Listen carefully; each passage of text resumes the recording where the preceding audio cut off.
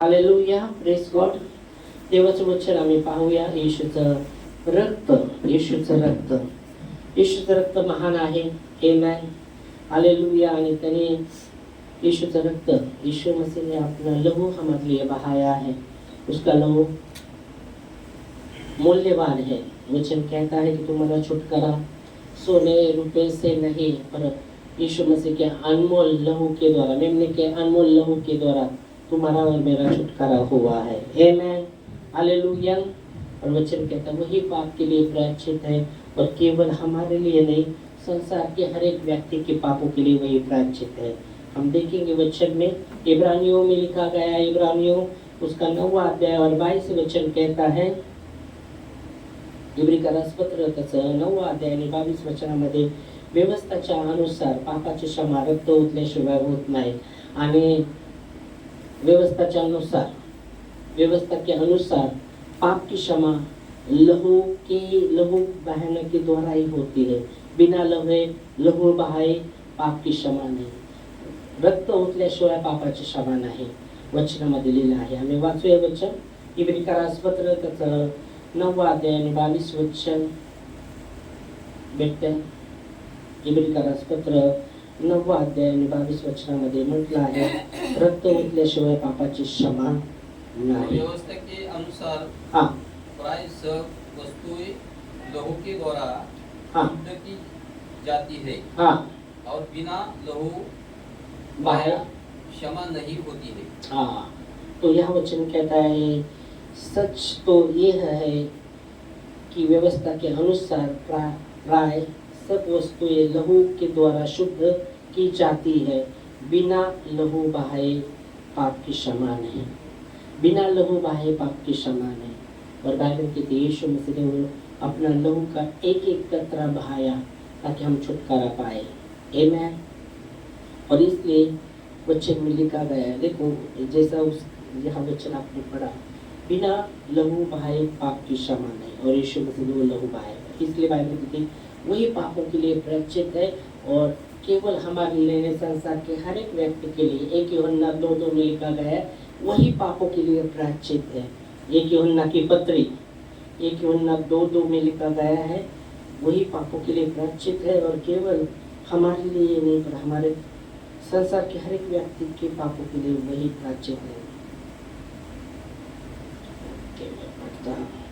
और वही हमारे पापों के लिए प्रायश्चित है, और केवल हमारे ही नहीं, वरन सारे जगत के पापों का भी. आमेन. वचन कहता है वही पापों के लिए, वही हमारे पापों के लिए प्रायश्चित है, और केवल हमारे ही नहीं, वरन संसार सारे जगत के पापों के लिए भी. वचन कहता है वही पापों के लिए, हमारे पापों के लिए वही प्रायश्चित है, और केवल हमारे लिए नहीं, जगत में जो भी लोग, संसार में जो भी लोग, उनके पापों के लिए भी वही प्रायश्चित है. आमीन. हालेलुया.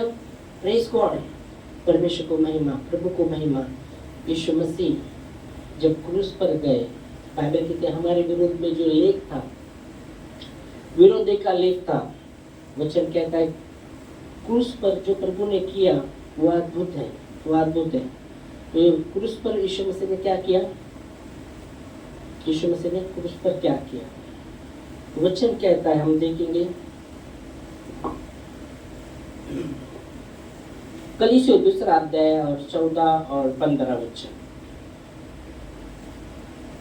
और विधियों का वो लेख जो हमारे नाम पर और हमारे विरोध में था, मिटा डाला. विधियों का जो लेख था, जो हमारे नाम पर और हमारे विरोध में था, उसको उसने क्या किया? प्रभु ने मिटा डाला. और क्रूस, वचन कहते हैं उससे क्रूस पर खीलों से जड़कर सामने से हटा डाला. खीलों, वचन के क्रूस पर जो खीलों पे वो छेड़कर वो सामने से हटा डाला. और बाइबल कहती है 15 वचन, और उसने प्रधानों और अधिकारियों को ऊपर से उतार कर उसका खुला खुला तमाशा बनाया और क्रूस के द्वारा उन पर जय जयकार की ध्वनि सुनाई दी।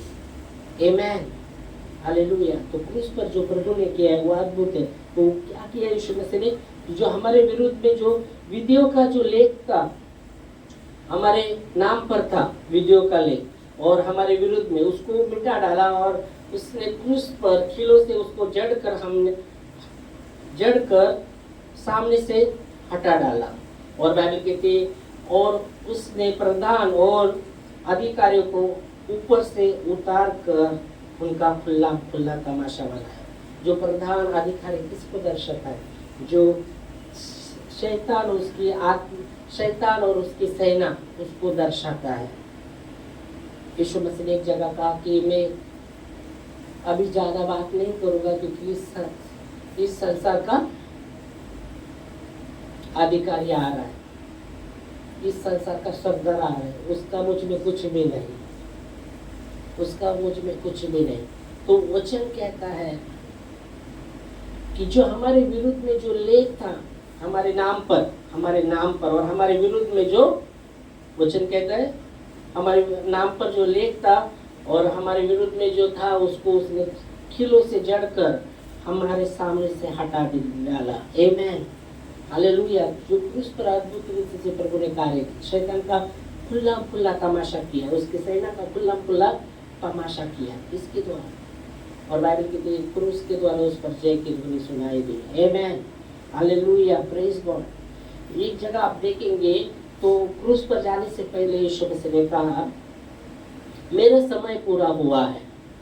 अपने चेलों को कह रहे थे मेरा समय पूरा हुआ है। बहुत जगह आप देखेंगे तो यीशु मसीह ने पहले कहा मेरा समय अब आया नहीं। जब पहला चमत्कार यीशु मसीह कर रहे थे काना गांव में, द्राक्षरस शादी में द्राक्षरस खत्म हुआ था, और वहाँ वचन कहता है जब उस शादी में द्राक्षरस खत्म हुआ था तो वो कहने लगे, अरे उसकी माँ वो कहने लगे, वो कहने लगे अरे शादी में तो द्राक्षरस खत्म हुआ है। तो यीशु मसीह कहते हैं उसके माँ को तुम्हारा और मेरा क्या संबंध? और वचन कहते लगे वो मरियम कहती जो भी वो कहता है वो करो। शिशु को कहती जो भी वो कर रहा है बता रहा है वो करो, जो भी वो चाहता है वो करो। तो यीशु मसीह कहता है वो पानी को भरो, पानी भरो वो रांझन में, और भरा जाता है और जब निकाला जाता है तो वो द्राक्षरस बना जाता है, पानी का द्राक्षरस बना। पर उस समय वो यीशु मसीह का मेरा समय अब आया नहीं, उसको माँ को कहा था। पर यहाँ वचन कहता है जब यरूशलेम वो जब उसका समय पूरा हुआ, यीशु मसीह का मेरा समय पूरा हुआ है, मनुष्य के पुत्र को क्रूस पर जाने के पहले, जब हम यहाँ क्रूस का देख रहे हैं तो क्रूस पर जाने के पहले वो कहते हैं मनुष्य के पुत्र को पकड़ाया जाएगा, उसके विरुद्ध में बातें की जाएगी, उसको उसकी निंदा की जाएगी, उसको सताया जाएगा, उसको मारा जाएगा। तो उसमें से एक चेला कहता है कि ये प्याला आपसे दूर नहीं हो सकता क्या? पतरस कहता है ये प्याला आपसे दूर होता नहीं हो सकता। यीशु मसीह कहता है शैतान तेरा ध्यान परमेश्वर के राज्य की ओर नहीं और मनुष्य की बातों पर है। तेरा ध्यान परमेश्वर के राज्य की ओर नहीं पर मनुष्य की बातों पर तेरा ध्यान है। उसके वहां आप देख सकते हैं। तो मैंने जब यहाँ कलीसिया में हमने जब देख रहे वचन कि विधियों का जो लेख था हमारे नाम पर विधियों का लेख था, हमारे विरुद्ध में था, उसको मिटा डाला और क्रूस के द्वारा खीलों से उसको जड़कर हमारे सामने से हटा दिया। और वचन कहता है प्रधानों और वो हकीमों का अधिकारों को उसने खुला खुला तमाशा किया और जय की ध्वनि क्रूस के द्वारा उस पर जय की ध्वनि सुनाई गई। आमीन। तो यीशु मसीह का लहू, इसलिए बोला बाइबल कहती वही पापों के लिए प्रायश्चित है, और केवल हमारे लिए नहीं संसार के हर एक व्यक्ति के पापों के लिए वही प्रायश्चित है। एक यूहन्ना 2:2 में हमने वही देखा, यीशु मसीह का लहू ही प्रायश्चित है, केवल हमारे पापों के लिए, संसार के हर एक व्यक्ति के पापों के लिए वो प्रायश्चित है। आमीन। और बाइबल कहती तुम्हारा छुटकारा सोने या सोने या रुपए के द्वारा नहीं हुआ, परमेश्वर के यीशु मसीह के मेमने के लहू के द्वारा, यीशु मसीह के लहू के द्वारा, वो मेमना जो है यीशु मसीह है, उसके लहू के द्वारा तुम्हारा छुटकारा हुआ है। आमीन, हालेलुया, प्रेज गॉड। प्रभु को महिमा, प्रभु को महिमा, प्रभु को महिमा, प्रेज गॉड। और इसलिए जब यीशु मसीह ने जो अद्भुत रीति से कार्य किया है क्रूस पर जो नाम हमारे विरुद्ध में जो लेख था, हमारे विरुद्ध में जो हमारे नाम पर जो लेख था, उसको उसने खिलों से जड़कर हमारे सामने से हटा दिया है और क्रूस के द्वारा उस पर जय की ध्वनि सुनाई दी है। आमीन, हालेलुया। तो यीशु मसीह का लहू, यीशु मसीह का लहू वो अनमोल है, यीशु मसीह का लहू वो अनमोल है। प्रेज गॉड, यीशु मसीह ने अपना लहू बहाया है। आमीन, तुम्हारे और मेरे छुटकारे के लिए। बाइबल कहती है वो अनुग्रह अनुग्रह अनुग्रह अनुग्रह अनुग्रह के द्वारा, जैसा वो वचन में हमने देखा, मूसा के द्वारा व्यवस्था दी गई थी, पर अनुग्रह और सच्चाई यीशु मसीह के द्वारा पहुंचाई गई है। वो अनुग्रह में हमें बना रहना है, अनुग्रह के साथ हमें खेलना नहीं है, पर अनुग्रह में बना रहना है परमेश्वर के। आमीन, हालेलुया। जो अनुग्रह परमेश्वर ने आपको दिया है वो एक वरदान है। वो अनुग्रह जो मुझे दिया वो वरदान है। बाइबल कहती है उसके लिए हमने कोई परिश्रम नहीं कर सकते। कोई मनुष्य परमेश्वर के सामने घमंड ना करे, क्योंकि कर्म के द्वारा नहीं हुआ, ये परमेश्वर का वरदान है। परमेश्वर का वरदान है अनुग्रह। विश्वास के द्वारा अनुग्रह से तुम्हारा छुटकारा हुआ, और ये तुम्हारी ओर से नहीं हुआ, ये परमेश्वर का वरदान है। आमीन, हालेलुया, प्रेज गॉड। और इसलिए बहुत ही जरूरी है यीशु मसीह का लहू का जो भी कीमत है वो अनमोल है। उसका लहू का कोई कीमत नहीं, वो अनमोल है, वो अनमोल है। Praise God, hallelujah. Yeshu Masih का लहू, यीशु मसीह का लहू। बाइबल कहती है जब मूसा को परमेश्वर ने आज्ञा दिया था मेमने को काटना और उसका लहू अपने घर के दीवार के ऊपर लगाना, दीवार के ऊपर जब मेमना काटा गया और वो लहू लगाया गया दीवार के ऊपर, बाइबल कहती उस नगर में जब मरी फैली, तो बाइबल कहती जहाँ जहाँ वो लहू था वो घर में कोई मरी नहीं गई, पर जहाँ जहाँ वो लहू नहीं था वो घर में मरी गए और मर गए। बहुत से लोग मर गए कि मर गए लोग। और जिस घर में वो लहू लगाया था, मेमने का लहू, यीशु मसीह का लहू, वो जो अनमोल है, जो सुरक्षा देता है परमेश्वर का। बाइबल कहती है जब हम देखते हैं वो लहू जो जो घर में था वो बचे रहे। तो परमेश्वर का लहू हमें सुरक्षा देता है। परमेश्वर का, प्रभु का लहू, प्रभु यीशु मसीह का लहू, मेमने का लहू हमें सुरक्षा देता है। Hallelujah, praise God. वो लहू हमें लगाना है, वो लहू लगाना है प्रतिदिन एक बार ही नहीं लगाया हो गए, प्रतिदिन वो लहू से अपने आप को ढकना है। अपने सदस्य को, अपने घर के जो सदस्य उसको लहू से ढकना है, क्योंकि बाइबल कहती है यीशु मसीह का लहू ही हमें बचाता है। यीशु मसीह का लहू यार। और बाइबल कहती वो प्रधानों का और अधिकारी को उसने खुला तमाशा कर दिया है। ये वो वचन कहता है क्रूस के द्वारा जय की ध्वनि उन पर सुनाई दी गई है। आमीन। और इसलिए बहुत ही जरूरी है वो लहू का। बाइबल कहती है अगर तुम छुटकारा पाए हैं, अनुग्रह का, अगर अनुग्रह जो दिया है परमेश्वर उसका हमें अपमान नहीं करना, पर उसमें बना रहना अनुग्रह में। इब्रानियों में हम जब स्टार्ट किया था, इब्रानियों में हम आगे बढ़ते हैं, वचन कहता है वो कितना भारी दंड के योग्य ठहरेगा जो अनुग्रह की आत्मा का उसने अपमान किया है, वो कितना भारी दंड के योग्य ठहरेगा। और मसीह के लहू को आपने पाँव से रोंदा है, वो कितने भारी दंड के योग्य ठहरेगा। मुझे लगता है ये पाठ में इब्रानियों 10वां अध्याय में मिलेगा हमें,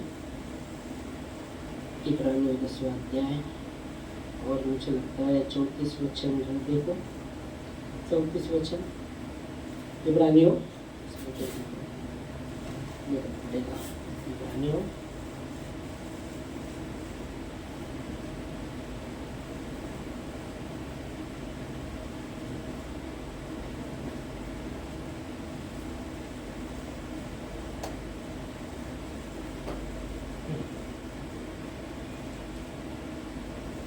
10वां अध्याय 34 वचन। ओके, एक मिनट,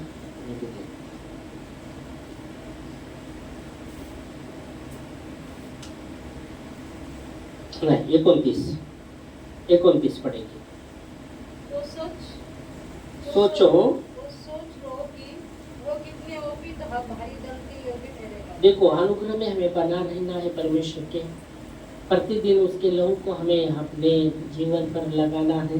तो वचन कहता है सोच लो, अगर हम अनुग्रह की आत्मा का अपमान करते और यीशु मसीह के लहू को अपने पाँव से रोकते तो वो कितना भारी दंड के योग्य ठहरेगा।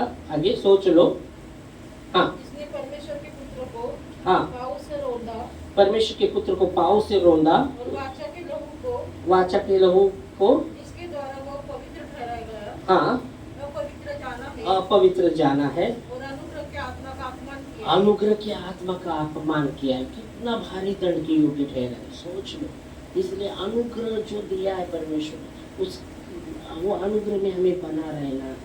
यीशु मसीह का लहू हमारे पाँव के नीचे रोना नहीं, उसको लगाना है, हमारे सर पर लगाना है, हमारे जीवन पर लगाना है, हमारे घर में लगाना है। यीशु मसीह का लहू प्रतिदिन उसके लहू से ढकना है।